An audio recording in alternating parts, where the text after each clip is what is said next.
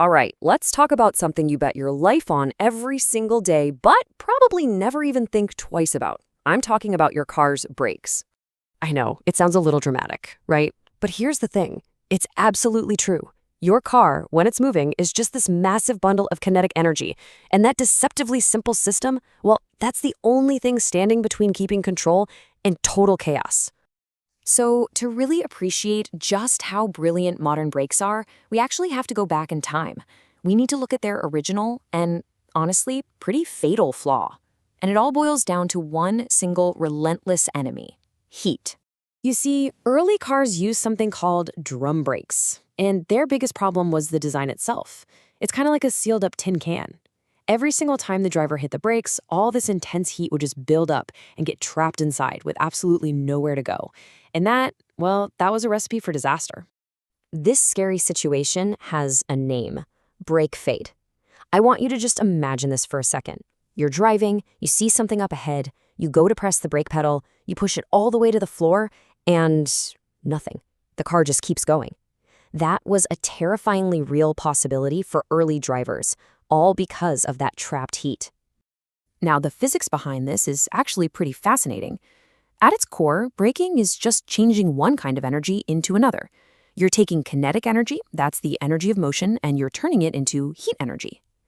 And this simple little formula here, it holds a really, really important secret. You see that little squared symbol, that little number 2 up there? That has huge consequences. It means if you double your speed, say you go from 30 to 60 miles an hour, your car doesn't have twice the energy to deal with. Oh no, you have 4 times the energy, 4 times the heat your brakes have to get rid of.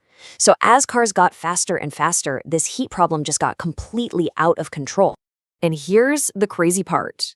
The solution, the answer to this whole problem, had actually been invented decades earlier. But nobody used it. It was just ignored. It took one of the most famous, most grueling races in the entire world to finally show everyone what they were missing and change car history forever. I mean, the basic idea for the disc brake was around almost as long as the car itself. But the technology just wasn't there yet. The metals they had couldn't handle the intense heat, and the brake pads would basically disintegrate instantly. So the car industry did what big industries often do. They just stuck with what they knew, which was the flawed, dangerous drum brake. And they stuck with it for almost 50 years. And then, 1953 happened. The setting, the legendary 24 Hours of Le Mans, one of the toughest endurance races on the planet. A Jaguar team, with the incredible Stirling Moss as one of their drivers, showed up with this new disc brake technology, and they dominated.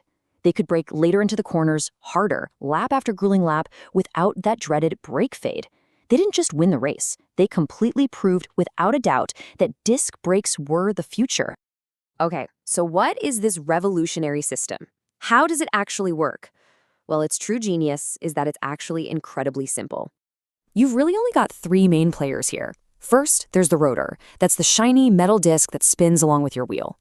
Then you have the caliper, which you can think of as a super strong clamp. And finally, the brake pads. These are the grippy, high-friction bits that do the actual squeezing. And here's how it all comes together. 1, you step on the brake pedal. 2, that pushes brake fluid through the lines, which activates little pistons inside the caliper. 3, those pistons then squeeze the brake pads against that spinning disc. And 4, the friction, that immense friction, slows the wheel right down. It's a simple chain of events, but it's unbelievably powerful. And this right here, this is the whole secret. This is the big aha moment. The old drum brake is like a closed box. It traps heat. But the disc brake, it's wide open to the air. As it spins, air is constantly rushing over it, cooling it down. That one simple design change, just letting the air get to it, is what completely solved the deadly problem of brake fade. Genius. Okay, now we're going to get into the really wild part. Because the sheer scale of the forces and the temperatures happening just inches away from your tires, it's incredible. Think about this. If you're braking hard, maybe coming down a long, steep hill, or you have to slam on the brakes on the highway, your brake discs can easily get hotter than 500 degrees Celsius. That's over 900 degrees Fahrenheit. That is hot enough to melt aluminum. It's so hot, in fact, that they can literally start to glow a bright cherry red. And if you think that's extreme, let's talk about motorsports for a second. The carbon brakes on a Formula One car, they operate at over 1,000 degrees Celsius. You know when you're watching a race at night and you see those incredible showers of sparks flying out from the wheels? That's not a problem. That's not something breaking. That's the brakes working at their absolute limit, glowing white hot. And the pads that do the squeezing? They're absolute marvels of science. They're not just one thing. They're these advanced composite materials, and each one is a trade-off. You can get ceramic pads. They're super quiet, they last a long time, but they're the most expensive. Or you could go for metallic pads for really high performance, but they're going to be noisy and create a lot of dust. And then there are the organic pads, which are affordable and quiet, but they're going to wear out a lot faster. It's all this incredible balancing act between performance, cost, and comfort. So, okay, we've talked about the history, we've talked about the science. What does this all mean for the car sitting in your driveway right now and the car you might be driving in the future? You've probably noticed this, right? You look at a fancy sports car or even a big, heavy SUV, and peeking through the wheels, you can see these gigantic brake discs. Why are they so big? Is it just for looks? Nope, it's not for looks at all. It's pure physics. A bigger disc has more surface area, and more surface area means it can get rid of all that dangerous heat way more effectively. Plus, it gives the caliper more leverage. It's like using a longer wrench to turn a really stubborn bolt. It's a critical safety feature for any car that's either really heavy or really fast. And this tech is still evolving. Take electric vehicles. In an EV, braking is actually becoming a source of power. It's called regenerative braking. Instead of just creating wasted heat, the car uses its own electric motor to slow down, and in the process, it turns that motion energy back into electricity to recharge the battery. You're literally using the act of stopping to power your next acceleration. How cool is that? I want to leave you with one last mind-blowing idea. The amount of energy your car has when it's cruising down the highway, it's immense.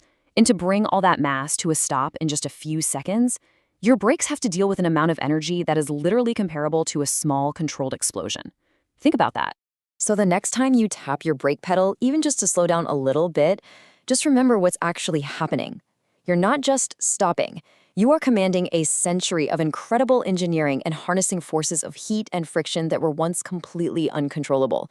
You're in charge of one of the most powerful and important safety systems ever invented.